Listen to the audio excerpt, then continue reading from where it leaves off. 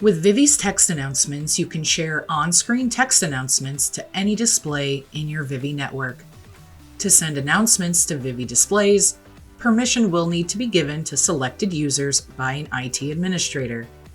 Refer to our video on setting up announcements for more information on this. To send an announcement, open the Vivi application. On the Rooms page, select the Announcements tab at the top. Ensure that Messages is selected. Use the Add Destination button to choose which Vivi displays will receive the announcement. From the pop-up, you can select individual rooms, locations, or groups, depending on your permission levels. Once selected, click Add. Enter your message into the text box. You can enter up to 150 characters. Note that this will include letters, numbers, and symbols.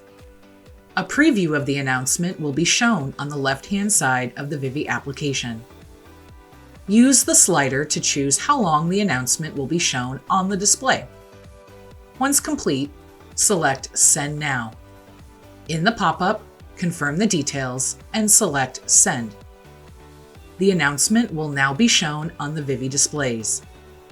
If the display is currently showing a splash screen, the announcement will appear at the top of the display. If the display is showing signage or a presenter is sharing, the announcement will appear at the bottom of the display.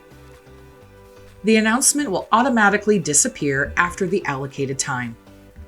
Alternatively, use the End Announcement button in the Vivi application to end it early.